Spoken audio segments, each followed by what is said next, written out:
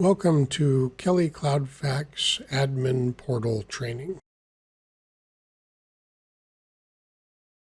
To begin, go to admin.kellycloudfax.com and log in.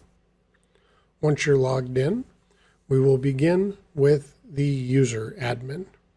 You'll see that upon entering the user admin that you can choose to view by fax line or by user. Let's begin with by fax line. You will see a column with the fax numbers that you have on the account. And if you open up the arrow next to any given fax number, you will see all of the users that have access to that fax number, as well as what type of permission or role that user has been granted for that fax number. Next, we'll click on by user and observe that now the interface has changed and you can see all of the users listed in the system. And now when you click the arrow next to the line that contains the user account, when the list opens up, instead of seeing all the users associated with the fax number, you will instead see all of the fax numbers associated with the user, as well as what kind of access that user has to each of those fax numbers. In the case of administrators, you will see quite a few numbers associated to the user, but in most cases, such as this user here, you will see just the single number that a user has access to, as well as what type of access they have, typically user access. Next, we will create a new user. This is a fairly simple process. We'll press the Create New User button. It will take us to the user properties where we will fill out first name, last name, title is optional, company is optional. The email address is important because this is where status receipts will be sent for delivery confirmation of the user's outbound faxes.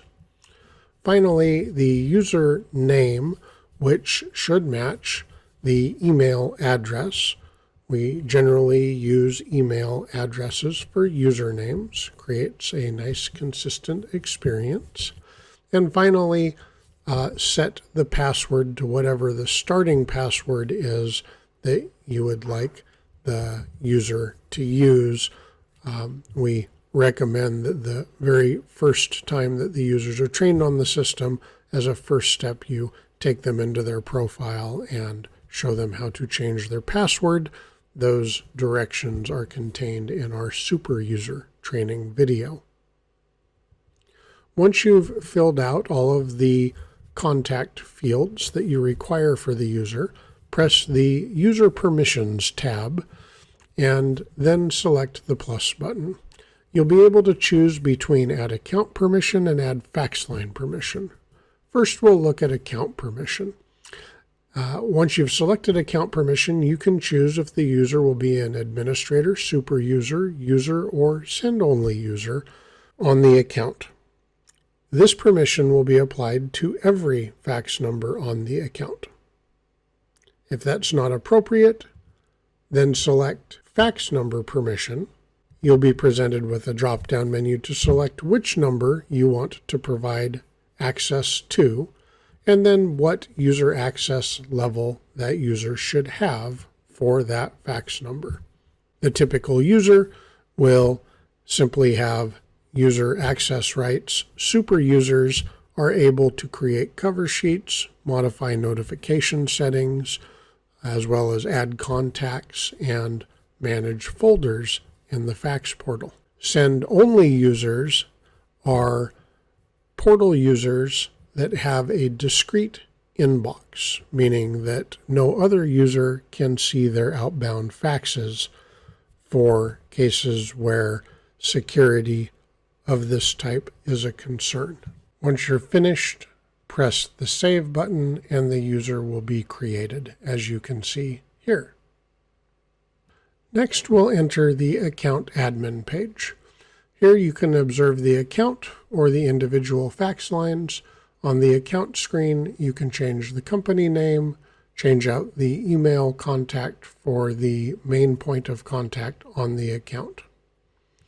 In the fax line page, you will be able to see all of the fax lines on the system, and upon editing a fax line, be able to change the fax line name, which will change the way that the fax line looks in the drop-down menu in the fax portal. From here, you can also change the CSID. The CSID is the identification that is used when the fax line reaches the recipient fax device. We can also assign default cover pages for the fax number that will be auto-filled in the cover page selection menu when a user sends a fax. Finally, you can choose whether or not the deleted folder for administrators is seen in the fax portal for that fax number. The Emailed Allowed Senders tab is the same as the Approved Fax to Mail Users access control list in the fax portal. Users that have email addresses entered into the Email Allowed Sender tab have permission to send faxes from their email client. Delivery destinations indicate both where email notifications are being sent for this fax number, as well as any additional destinations such as FTP file drops that may be configured for this number, although these actions are not generally configured through this page. If you need a file drop configured for your fax number, please contact support and work with support to identify the best way to accomplish this for your organization. Next, we will move to the fax portal and take a look at the custom foldering system. To add a new folder is as simple as pressing the plus button and typing in the name of the folder. Once you have made a custom folder, you can drag and drop faxes into these folders. With the added complexity of multiple folders, we've added the All Faxes admin view to make it easy to find faxes should one go missing or be misplaced. You'll see in the All Faxes admin view, you can see which folders each individual fax is located in. In order to delete a folder, you will need to remove any and all faxes from it before you are able to delete it. Once the folder is empty, you can right-click on the folder and choose Delete to have it cleaned up. Finally, the deleted folder allows administrators to view the entire history of deleted items for any given fax number. Find a fax that has been deleted from the system and restore it back to the folder that it had been deleted from. This is also a recent addition and should make it much quicker and easier to restore lost faxes for users. Thank you for joining us today for Kelly Cloud Fax admin training. Remember, just the fax, ma'am, just the fax.